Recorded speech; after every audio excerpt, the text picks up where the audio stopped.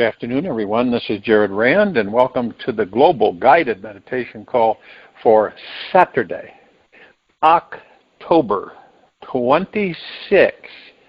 5 days left in this month.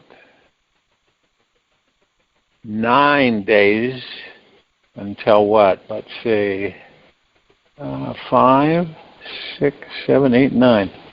Till November 4th. 9 days. Imagine the feeling, genuine feeling, I mean deep within you, knowing that within your soul resides the God that's with you all the time, 24/7, all your lifetimes, all your existences, every quantum moment. And when you view or observe others, and again, not judging, but you're just observing, and yet, isn't it amazing that so many of us maneuver around in these bodies and don't know that that is what is inside us? All-knowing, all-powerful, always and forever, and all that there is ever has been, ever will be, within each and every one of us.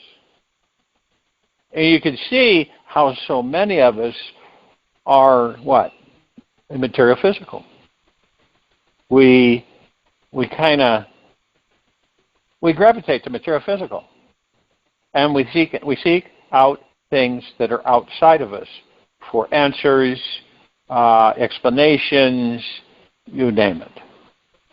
When all along, we carry in these bodies an all-knowing pure consciousness that is plugged in to all that there is, ever has been, ever will be, ever beyond, and forever. You, once you discover who and what you are, will be able to do that. You'll be able to do it at random.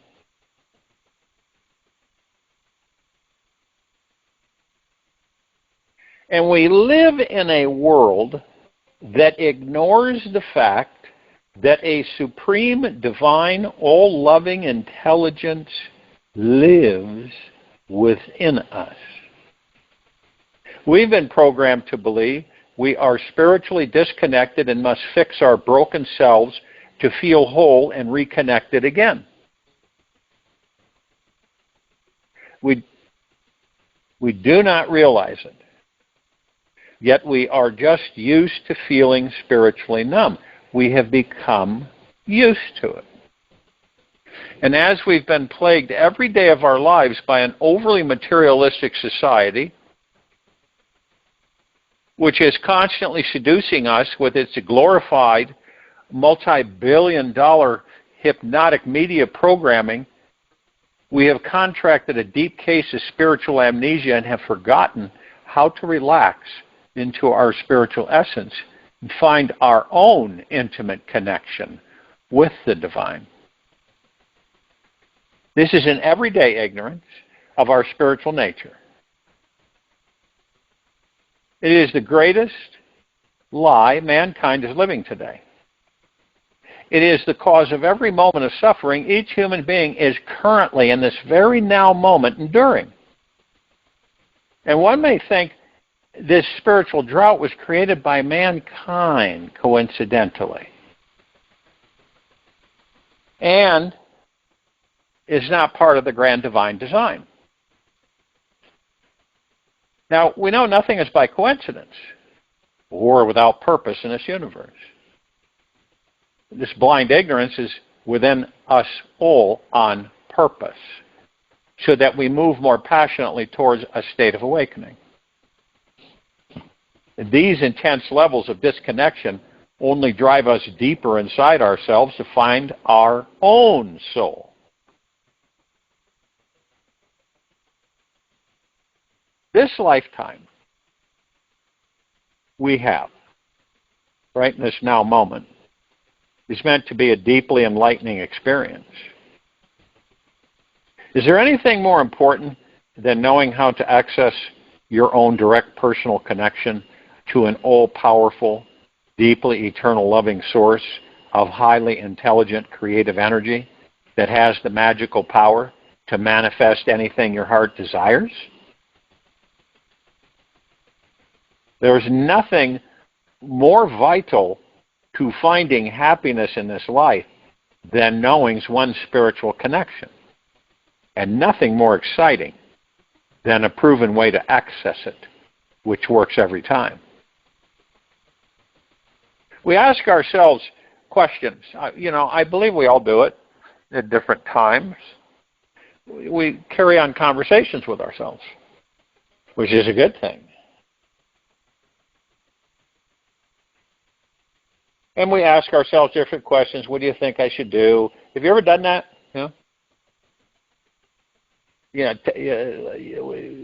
Let me know. I'm not too sure about this. I need your help. Well, you're talking to the God within you.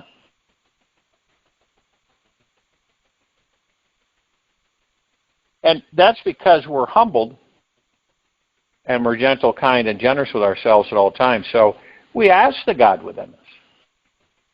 It's like, what do you think about this? What are you feeling about this? And you will get an answer. Or how are we going to do this one? Looks like it'll work out. Not sure about this over here or that over there, but front and center, I think it's going to be it'll be a phenomenal outcome.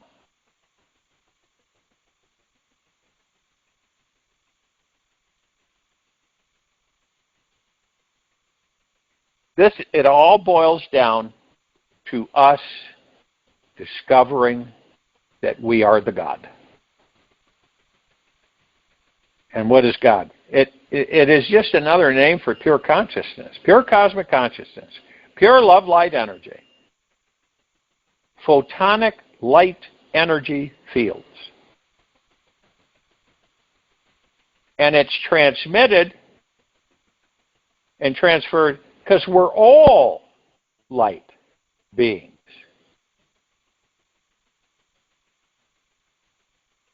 One might say, well, are the dark forces light beings?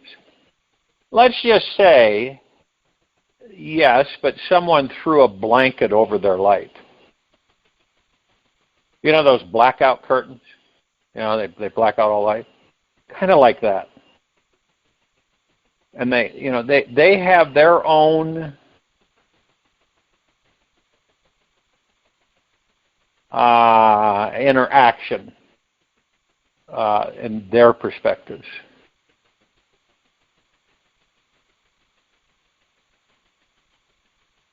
But it's like when you're talking about what?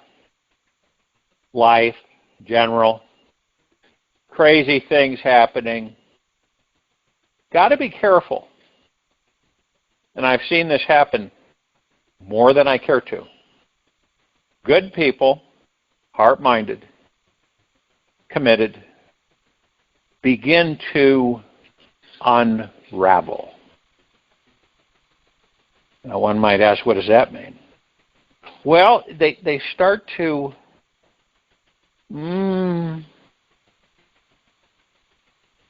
come apart at the seams.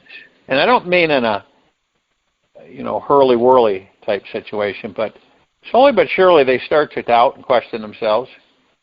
And it's almost like they believe things all of a sudden that aren't real. They're not true.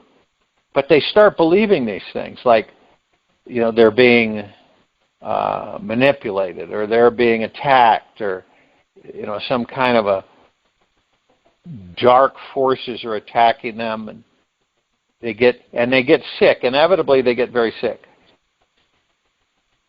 and they lose even more ground.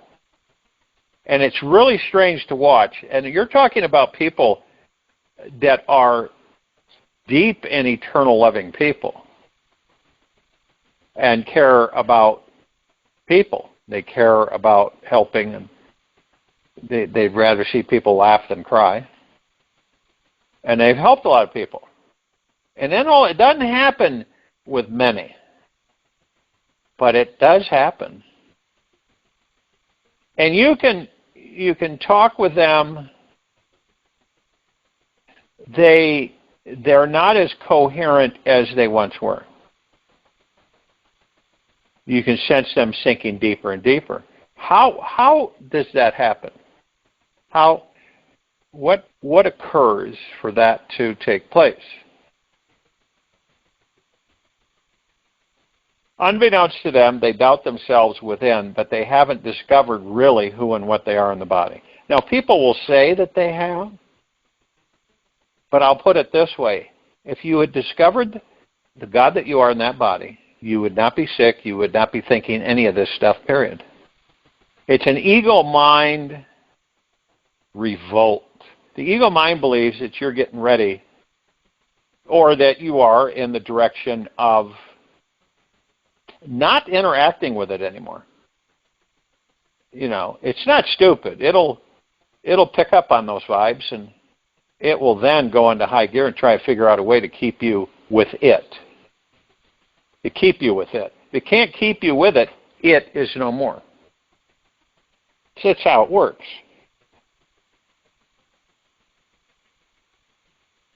So if it can't keep you with it, it is no more. I don't know if you've ever experienced that from somebody, watching them. All of us, they just kind of go right down the tubes, attitude-wise, perspective-wise. They self-evaluate in a much twisted, more disjointed way. They start losing ground. And, you know, it's funny about this. It is, in a way, they're doing it to themselves. But they don't acknowledge that. And if you present that to them, they won't acknowledge it. No, that can't be. This is something evil that's attacking me. Now, you understand we have no enemies. That's a real eye-opener for a lot of people. What do you mean we have no enemies? We don't have enemies. But you remember, what we focus on, we create. None of us have ever had enemies. But if you focus on something long enough, it's going to come into fruition. You know, it's kind of like the difference between, let's say you've got two couples, right? Live in the same neighborhood, out for an evening stroll. Now, the one couple is focused on, worried about being mugged or jumped or something bad happening to them as they cross by one of the alleyways. And they're very nervous. They're focused on it. Now, the other couple, walking by the same alleyways, totally oblivious to the alley. They're not concerned about any of that. They're in a blissful state, a happy state, a confirmed balanced state. So,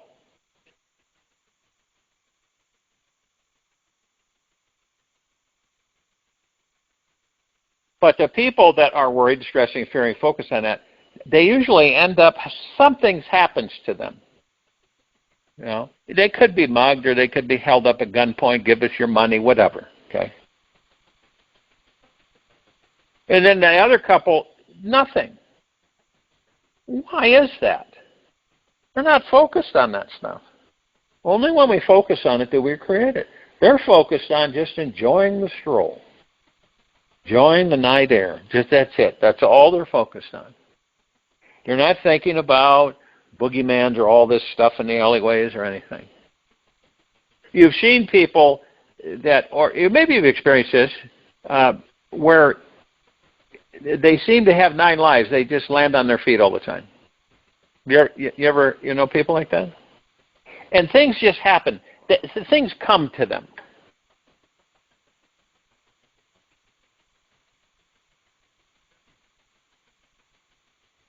good things come to them. And if they have rough things, let's say, not too great things come to them, they roll with it. They really don't embrace it. They give it a hug, and it goes on. And this has been proven literally millions of times throughout the ages, is to get in the habit of constantly of focusing on what you want.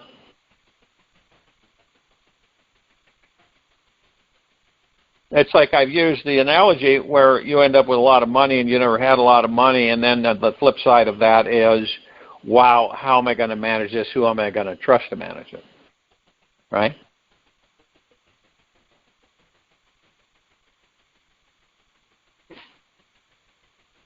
Instead of saying, it's a done deal, it'll be taken care of. And it is taken care of. It's only when we worry, and I won't call it worry, I'll call it focusing on something, where we spend a lot of attention on something. Could be anything. Depends on what sparks us. It's in our perspective, what we focus on. Not anybody else, but it's what you focus on. And it depends. See, you could be focused on a wonderful sun-soaked vacation somewhere with not a care in the world, where you really can relax into the body. See, and in these meditations, and it's a proven thing, all the years I was a master massage therapist. I learned every single avenue of massage, body response, all of it, head to toe. I learned from the masters in Switzerland. I learned from masters in Taiwan, Thailand, China. And you find out that the body is very unique. And people don't know how to relax. They don't. Yeah, you can use artificial means, pills and drink and stuff, but it doesn't relax your body. It might anesthetize the brain, but it doesn't relax the body. These meditations are crucial because you learn how to truly relax the body, and that is leaning into your own body and relaxing within it.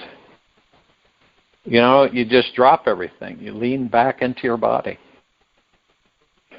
You're in a still position. You're still as a statue. You're in a comfortable position. You have no outside interference or distractions. And you're just focusing on your breath rising and falling. That's meditation.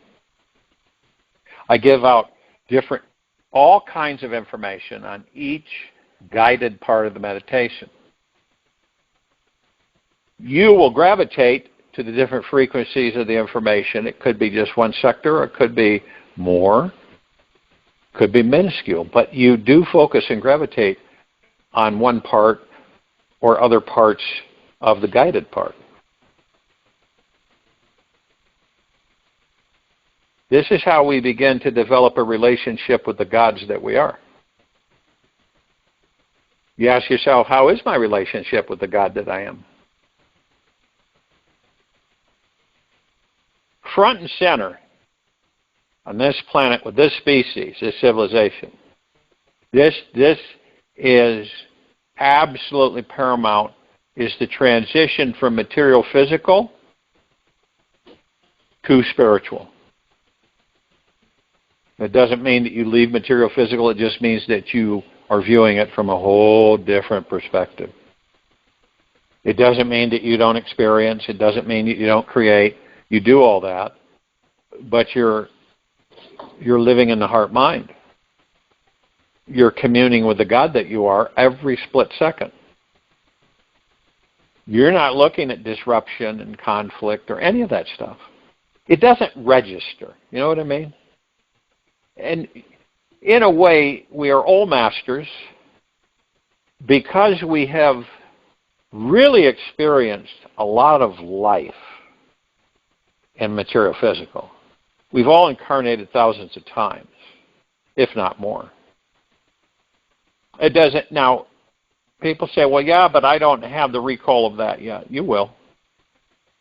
First, we acclimate to the spiritual comprehension and the gods that we are, and heart-mindedness. And then as you begin to experience more, learn more, you will then plug into all that there is, ever has been, ever will be, ever beyond, and forever. You will view past lives. But see, viewing past lives from your heart mind, totally different than from the ego mind. Nobody in the ego mind that view their past lives are going to survive it. They'll be so riddled with guilt, disappointment, and anger, and frustration, confusion. That's why we're gravitating towards the heart mind. Heart-minded people that look at their past lives are not going to respond that way. They're going to be in deep gratitude. You see the difference there? You can't put the cart before the horse. And many have tried, and they've gone insane.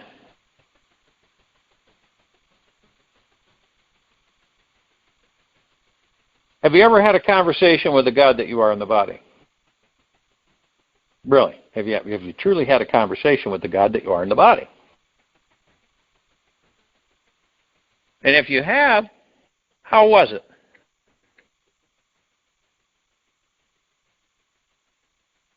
I mean,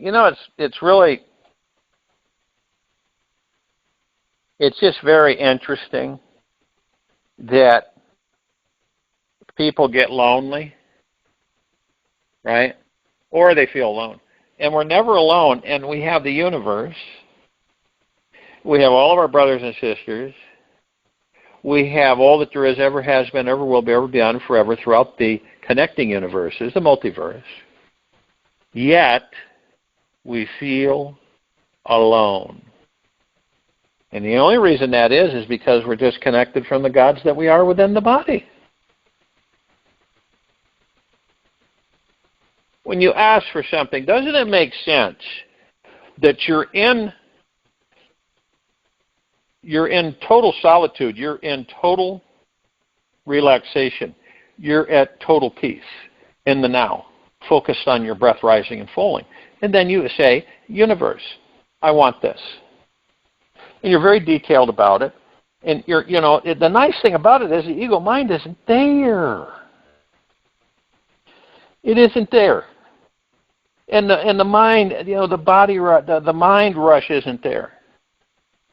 And the worry, stress, and fear is not there. So you're as clear as possibly could be. You have no worry, no stress, no fear. Your confidence is 100%, your faith is 100%, and your trust is 100% in yourself and the universe. And you say, universe, I want this. And you go through detail, and you say, and you let it go. And your feeling is that, hey, if this happens, it's wonderful. If it doesn't, that's wonderful too. This is called letting go. It's surrendering. Right? You're not negating. You're open. And I bet you dollars to donuts that it will manifest for you.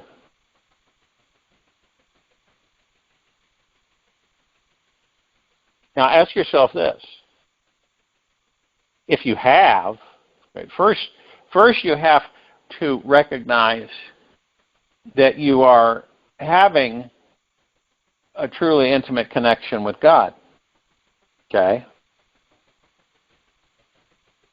And that you recognize it. Those are crucial.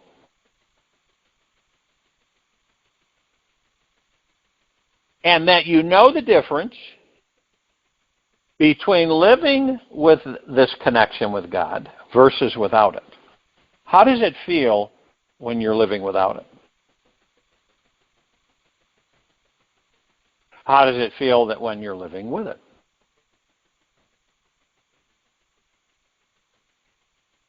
And you sit with these questions with yourself, and you should determine where you're at with things.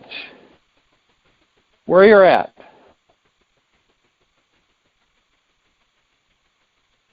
And it's just a matter of time before it starts falling into place. You like communing with the God that you are. Enjoy it. You love having a truly intimate connection with the God that you are. And you recognize and connect with the divine aspects of yourself. And you definitely know, without a shadow of a doubt, the difference, right? How your life is different when living with this connection versus living without it. And the longer that you choose, right, to just sit with these questions, feel into your answers, and the deeper you dig into your soul and eventually discover your spiritual connection. I've talked with so many people that, oh, it's too late for me. I'm too old. You know, should have done that years ago. And the funny thing is, it is never too late. Ever too late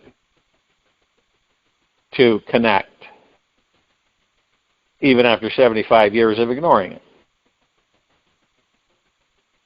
Many have lived, 75 years of their lives on gluttonous, frivolous, mindless activities, feeling perpetually lost in a superficial life.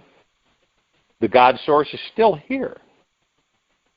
And the door to the divine is always open. God is waiting for you to come in. And when you take one step towards God, God will take many steps towards you. So you make the time to redefine your relationship with the divine. And I guarantee that your precious time will not ever, ever, ever be wasted.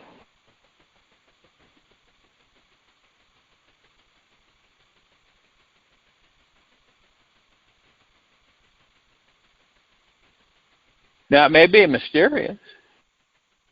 It is, isn't it? It's kind of mysterious for us. That this God, this pure consciousness, is the most mysterious thing in this universe. Perhaps because it is the universe. And this pure consciousness exists in everyone and everything, and including those people you think are deeply disconnected.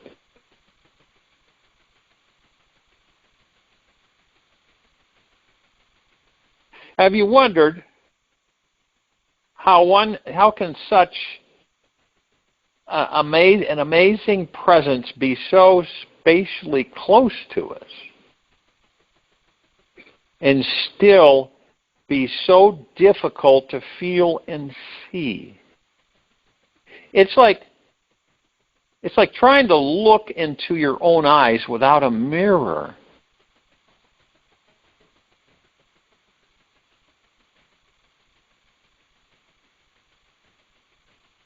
But we never think about that.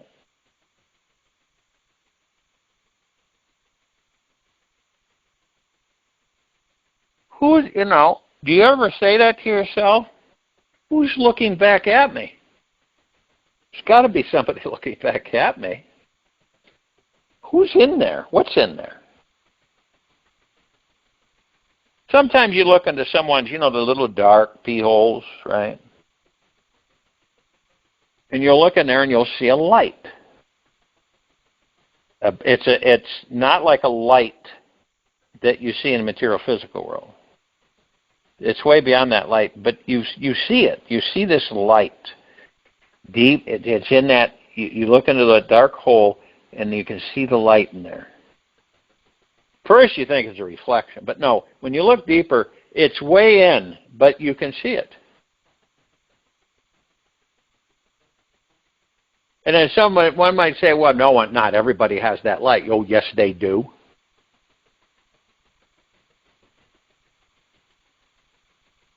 When you look at a baby, right, and you look into the eyes of the baby, you get this euphoric feeling because you see the light of the God within those eyes. You see it. Now, a lot of people are inhibited in this society, in this very now moment, is stressed, worried, doubtful with themselves, trusting with themselves. And so a lot of them have a hard time looking into someone else's eyes, right? It's true. Because they themselves can't look into their own eyes for any length of time. How can they look at someone else?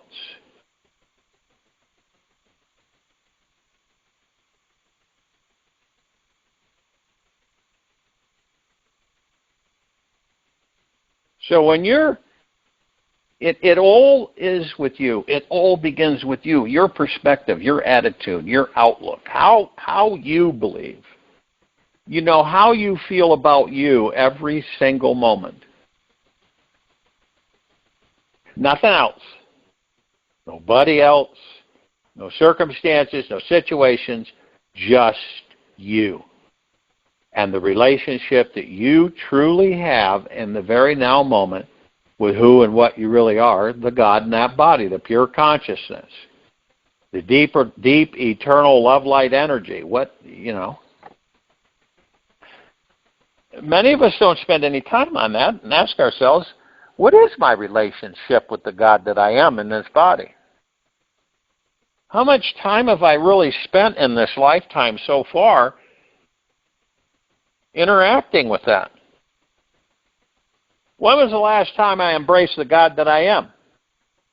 When was the last time I had an intimate communication with the God that I am within this body? When was the last time that I was in a euphoric state of bliss for no reason whatsoever? It's like this. The civilization has learned religion. Now it's time for us to learn the truth, spirituality.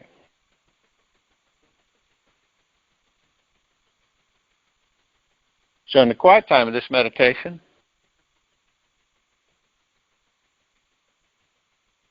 ask these questions. Remember, it isn't about you coming down on yourself at all. Gentle, kind, generous with yourself at all times, and deep gratitude. You're asking yourself, when was the last time I had intimate communication with the God that I am within this body?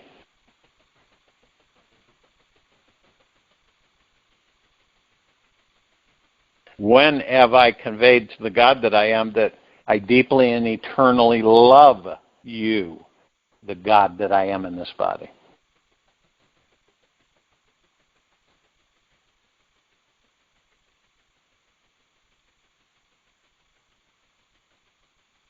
I'll join you in the meditation. I'll return to close this out.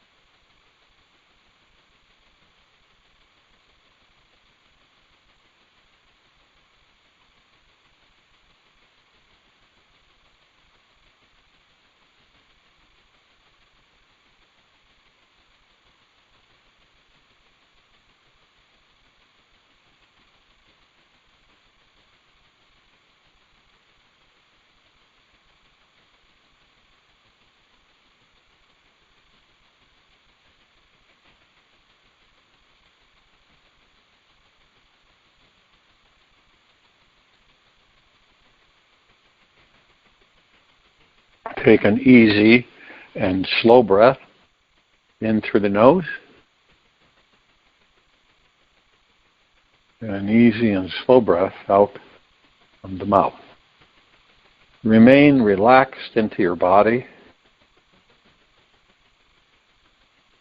Still as a statue in a comfortable position, focused on your breath rising and falling.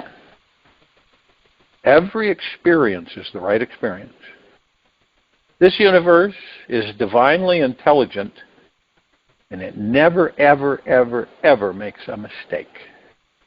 Every thought and feeling you have is the fuel to fire up your spiritual awakening. Simply allow for each experience. Give it space. It will quiet your mind. Open your heart. Knowing this is the path, it becomes so exciting to welcome any experience. What experience are you having right now? Can you imagine that this is God communicating with you in a mysterious way? Life has never been this exciting. Take this with you for the rest of the day, into the evening and night and the following morning.